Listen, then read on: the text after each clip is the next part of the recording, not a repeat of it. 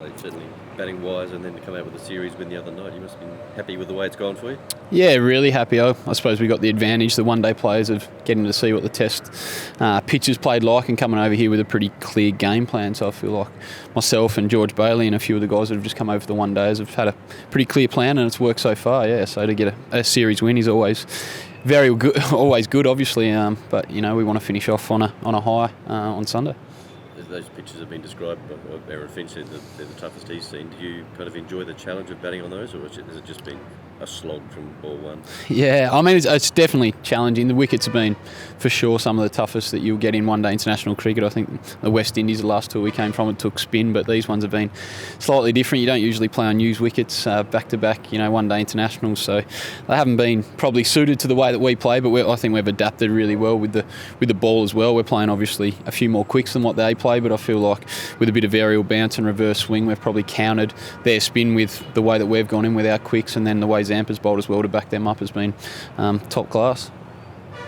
Do you sort of envisage any possible changes for the weekend, given that your selection style has worked quite well so far? Yeah, I'm not sure. Obviously, I haven't been to the ground and seen the wicket, so the selectors will have a look at the wicket and the captain will pick the team, but I would be surprised if there's a heap of changes. I thought we played really well the other night and we're having a good series so far, so I think it'll stay pretty settled, hopefully. Given that your form with the bat, and are you disappointed you're not hanging around for the T20s, or as you sort of understand the thinking that goes into all that?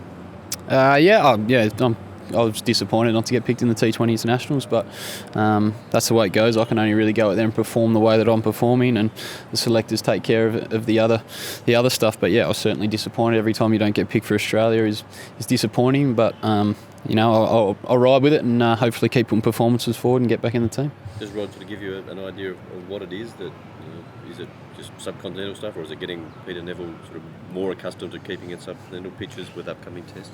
Yeah, I'm not 100% sure of the exact reason. I haven't been told 100% the reason. Obviously, Nevy played the 2020 World Cup, and I was told that he was going to bat down lower, so they wanted to go in with his keeping.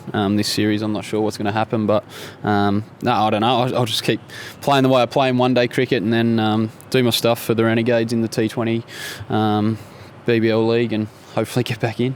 And how much did you enjoy sort of batting up the order? Like a couple of spots we came in at 4. I assume that was for the left-hand, right-hand thing as much as anything, but did you see that as a welcome challenge for you? Yeah, absolutely. It happened pretty quick. We hadn't really discussed it too much. I think Finchy was getting referred, caught first slip in the second game or the first game, and when I was padding up, so it kind of just chucked the gear on and got out there, which was probably the best thing for me, just to get out and get amongst it. So yeah, it's worked really well. Left hand, right hand's a big thing in subcontinent. They've obviously got left arm orthodox spinners. They had 3 of them last game, so left handers can counter that with the ball spinning in. So yeah, I've enjoyed getting more overs. I suppose in these conditions, generally you bat for a bit longer than what you do in Australia when you're down the bottom. So it's been good.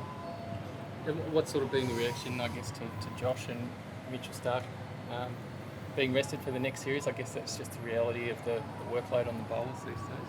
Yeah, absolutely. It's tough to play every format, especially when you bowl 140, 150 kilometres an hour on tough pitches. Like, these pitches haven't been great for fast bowling in the test arena, and then in the one-days it's been a slog as well. So Stucky's been outstanding for the whole series, so they probably deserve a little bit of a rest. We've got plenty of depth in bowling stocks. Obviously there's a few injuries at the moment in our fast bowling stocks, but the guys that are lining to come in have been performing really well in Australia, and they'll come in and do a job in South Africa. Had a really strong finish to that Caribbean Tri-Series. How important did you feel that was at the time, and then how good does it feel to be able to carry that into the next series as well?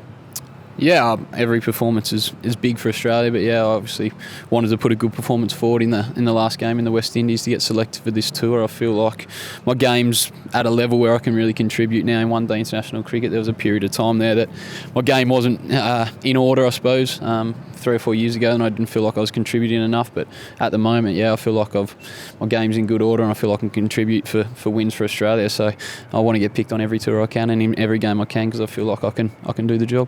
And JL had some pretty strong feedback at the end of that series. I mean, how did you take that at the time, and did that sort of come as a bit of a shock to you? It came a little bit of a shock that it came out in the press like that, but I spoke to JL straight after it, and I understand what he was trying to say. I know it wasn't reported the way that he was coming across what he was trying to say, but I had a good chat, and you take it on board and you try and work and get better. under no illusions that I need to work hard on my game and get better if I want to play Test cricket again. There's no doubt that I have to keep working hard. So there was no shock in the substance that it was put in was a little bit different to what he was trying to get across to me, I think. So we had a chat, and I'll keep working hard, and hopefully a position will come up at some stage. There's probably no bigger challenge than keeping in the subcontinent, certainly on these kind of wickets. How have you found it, and what do you need to keep looking at in these sort of conditions? I think you need to get better. Every series you play, you want to improve, and I've definitely improved with my glove work over the last 3 or 4 weeks in the subcontinent as well. I just put work in. I went to England and kept playing. I think that makes a huge difference in the off-season, going home and kind of just training indoors or going to Brisbane to get a little bit of work done. This time I went to England and kept playing. I think that's made a massive difference to my game. I've been able to just keep ticking it over, so I feel like I'm keeping as well as I've kept for a very, very long time. And just playing on the home of spin in Australia at Alice Springs, help that at all? Maybe it does. We've got some good spinners, John Holland and Fawad Ahmed are our spinners, so it's nice to keep to them. And I did keep a lot of overs to spin last year. We played a lot of outgrounds. We played Alice Springs a lot, so it probably makes a little bit of a difference. But I've just got to keep working hard, mate, and hopefully the chances will come.